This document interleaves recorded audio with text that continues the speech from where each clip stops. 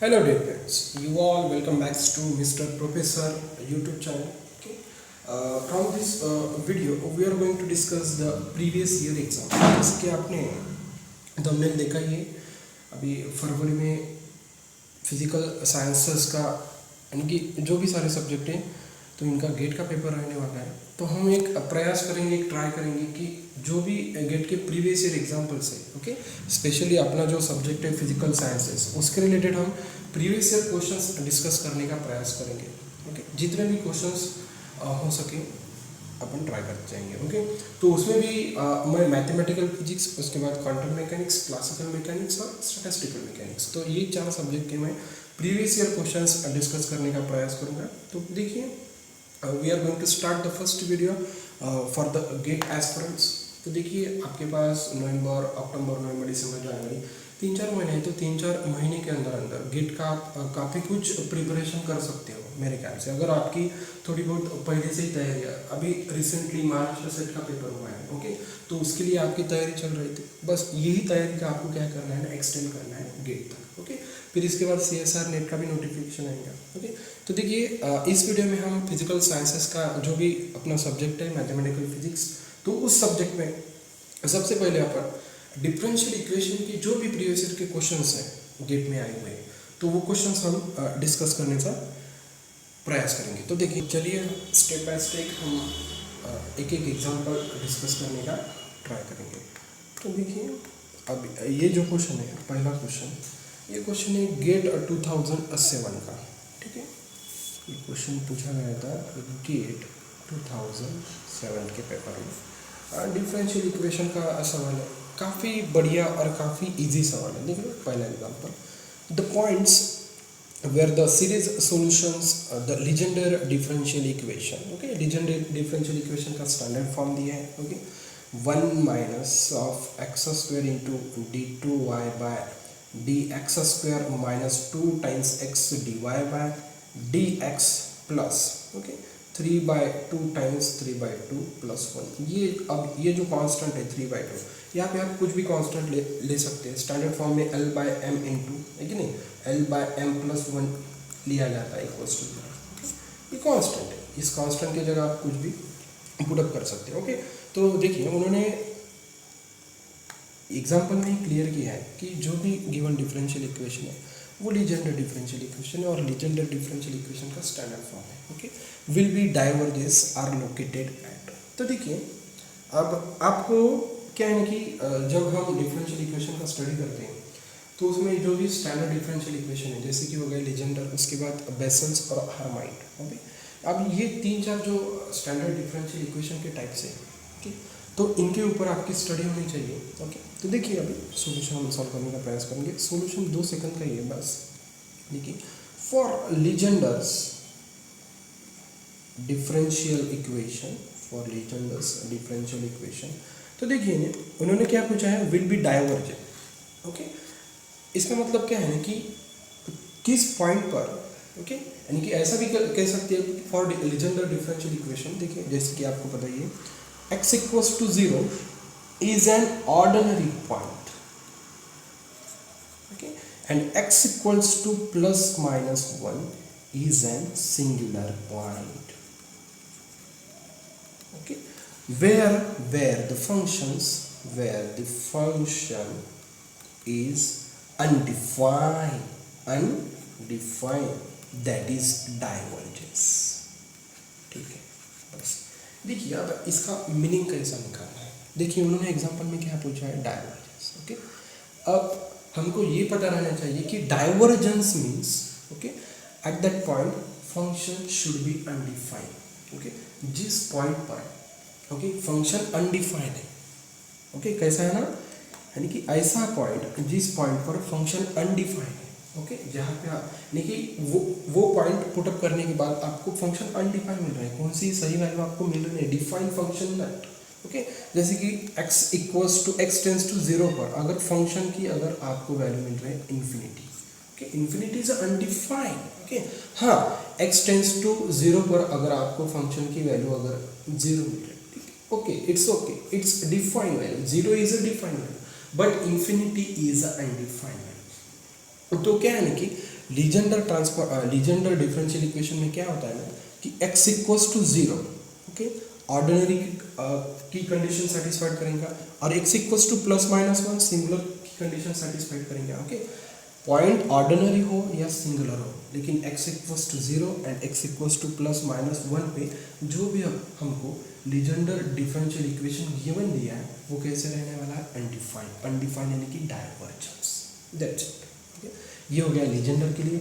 ऐसे आपको बेसल्स और हर्माइट के लिए भी ऑर्डिनरी और सिंगुलर पॉइंट आपको याद रखना है, ओके, यानी कि with in second you can solve this example, okay. तो देखिए, यानी कि अब देखिए, आप देख सकते हैं कि सॉल्यूशन क्या है ना, अपना पहला ऑप्शन करेक्ट है, ओके। तो देखिए हम सेकंड जो सवाल है उसकी तरफ बढ़ते हैं। तो देखिए अब ये भी सवाल बड़ा इंटरेस्टिंग, सेकंड सवाल।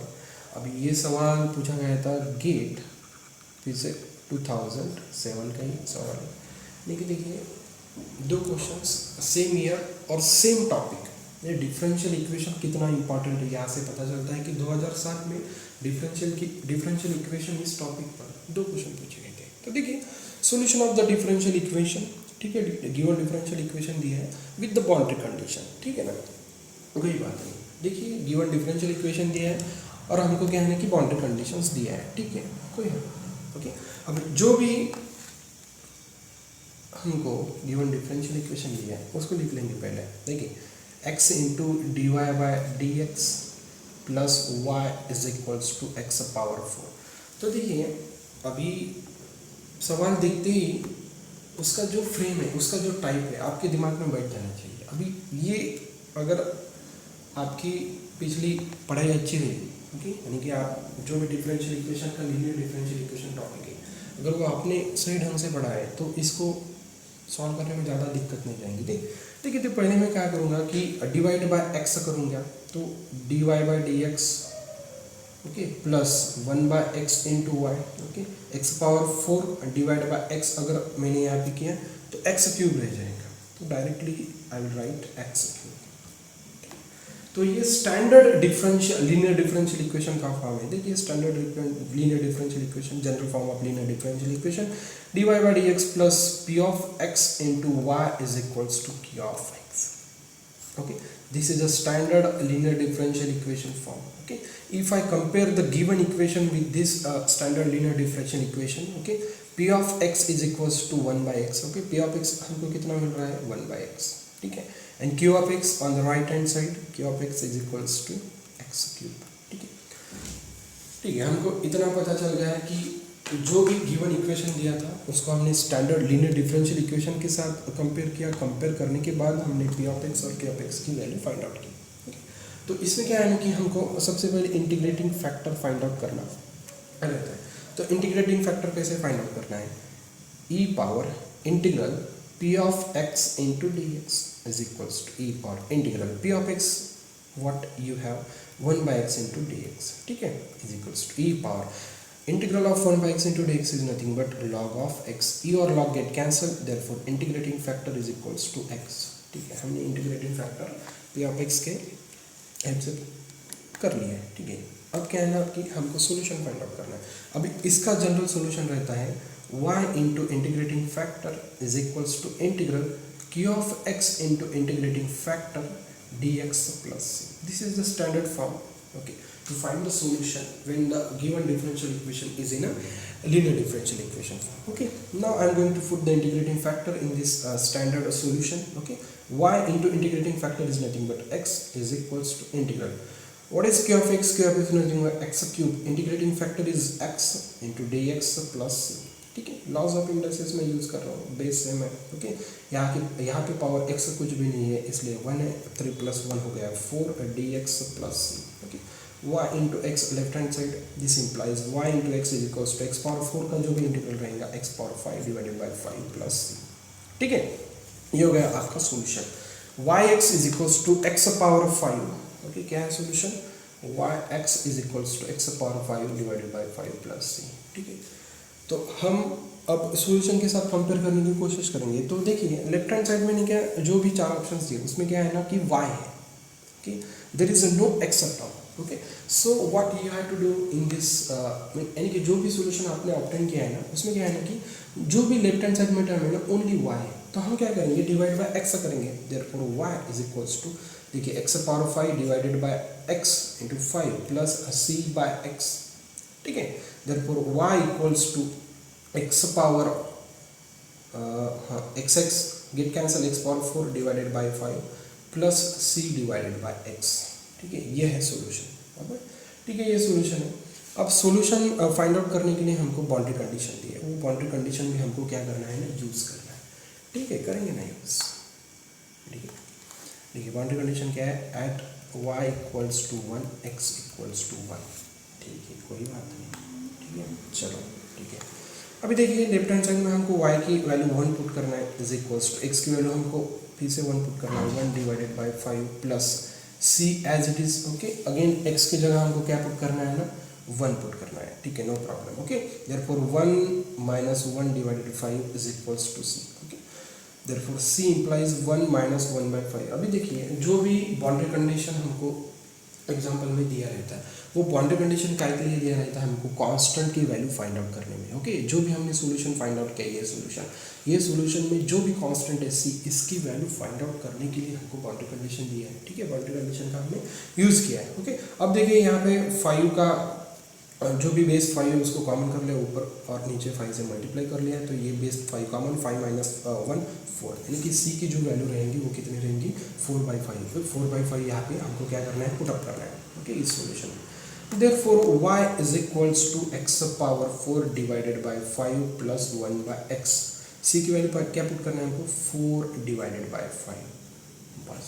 अब ये सॉल्यूशन हमको जो भी ऑप्शन है उसके साथ मैच करना पड़ेगा, ओके।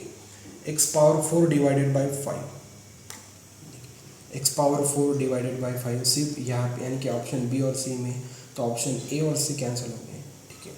उसके बाद देखिए, ओके, उसके बाद देखिए x पावर 4 डिवाइडेड बाई 5 दो ऑप्शन में प्रेजेंट है। अब रहा सेकंड, तो देखिए सेकंड क्या है ना कि सेकंड अपने पास है 4/5, 4/5, ओके। अब जो ये x है ना, वो x शायद नीचे है, हाँ x क्या है नीचे, यानी कि option D is the correct option. इतना सिंपल क्वेश्चन था, okay, got it.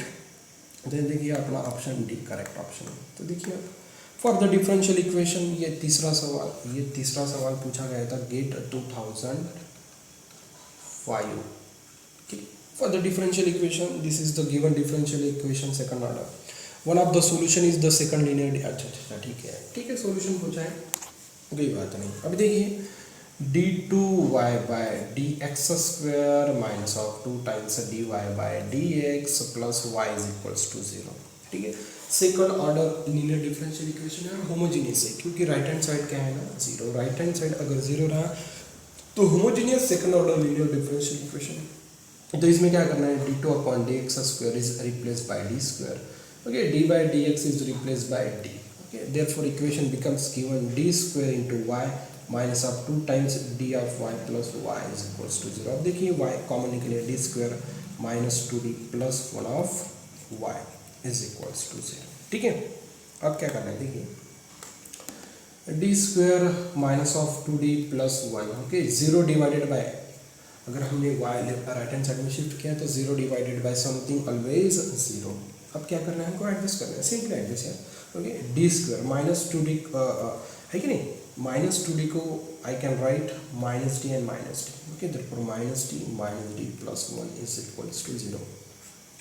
D square minus d, what is the common, d, what remains, d minus 1, here what common is minus 1, what remains, d minus 1 is equals to 0, therefore again d minus 1 get common, what remains, d minus 1 is equals to 0, therefore d minus 1 is equals to 0 and d minus 1 is equals to 0, therefore d equals to 1 1, okay. Now see, roots are real, okay, roots are real but equal,